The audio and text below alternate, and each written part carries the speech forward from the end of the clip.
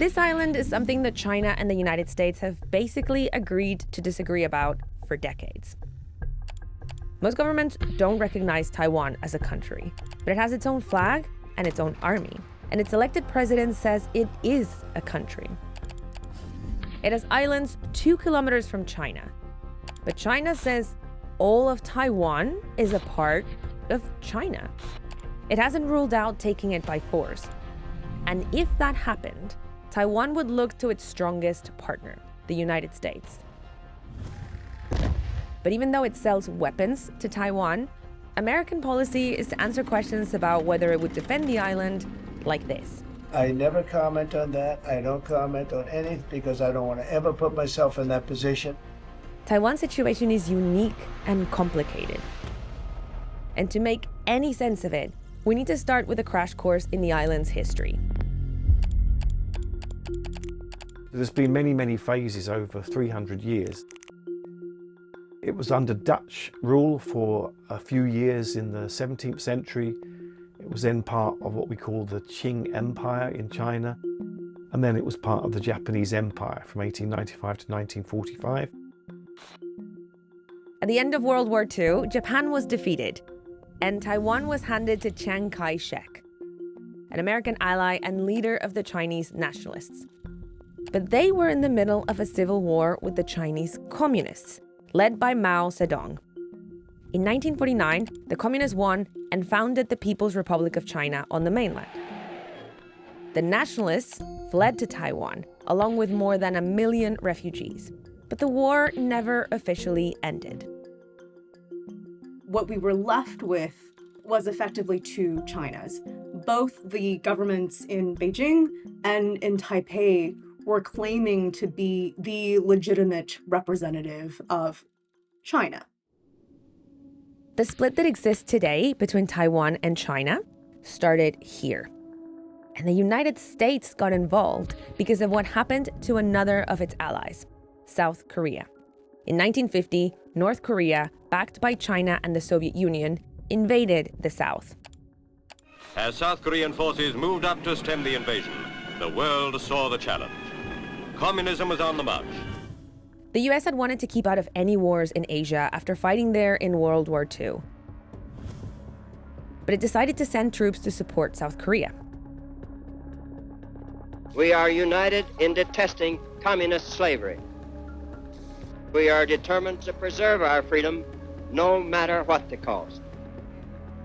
The United States regarded the spread of communism as a huge threat. And because of that, Taiwan, as a non-communist country, became an important ally. Chiang Kai-shek ran Taiwan as a dictatorship which imprisoned and executed its opponents. But because he shared America's anti-communist stance, for 20 years, the US and Taiwan remained close. Thousands of American troops were stationed on the island, ready to defend it. But then, China's relationship with the Soviet Union, America's biggest rival, began to break down. And the US saw an opportunity. Up until now, the US had refused to recognize the legitimacy of the government in Beijing. But the two governments began to be driven by a shared desire to counterbalance the Soviet Union. For President Nixon, a sudden change in schedule. China was no longer an enemy. There can be no stable and enduring peace without the participation of the People's Republic of China and its 750 million people. Very quickly, everything changed for Taiwan. And not just because of the US. At the United Nations, an historic moment. The United Nations voted to change who represented mainland China. Up until now, it had been Taiwan. But they gave the seat to the People's Republic of China. Now we are being deserted. We are being forsaken. Then, under new leaders, the US and China got even closer. The US-China relationship normalized in 1979. As a condition of normalization, the US then dropped its official relations with Taiwan. It was absolutely seen as an abandonment of Taiwan. The US pulled its troops off the island, but said it would keep unofficial relations with Taiwan. Back in the US, some politicians still saw the whole thing as a betrayal of their ally. Congress passed a law which said the government had to sell weapons to Taiwan so it could defend itself. But the US drew a line on going any further. It never stated clearly whether it would definitely come to Taiwan's assistance if it was attacked.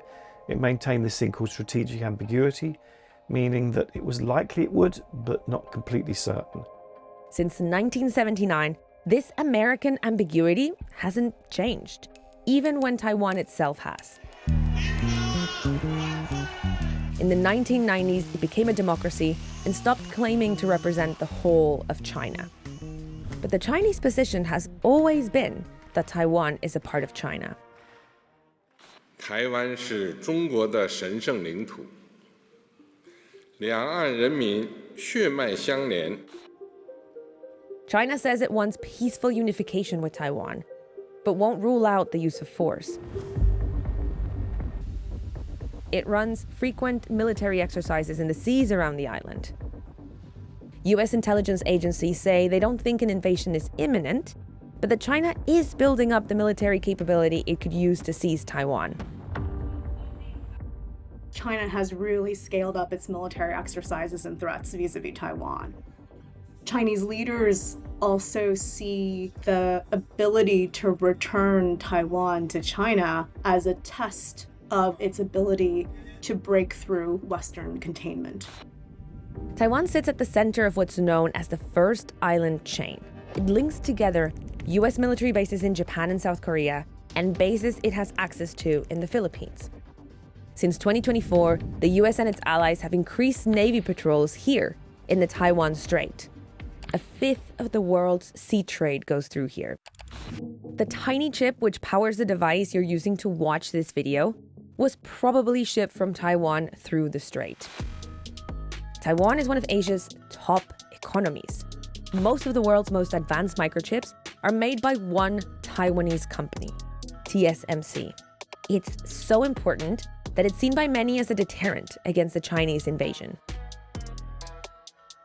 Taiwan has this silicon shield because if you attack Taiwan, you attack this company, and everyone kind of relies on this company now. The US is trying to reduce this reliance by helping TSMC set up this factory to make the same chips, but in Arizona.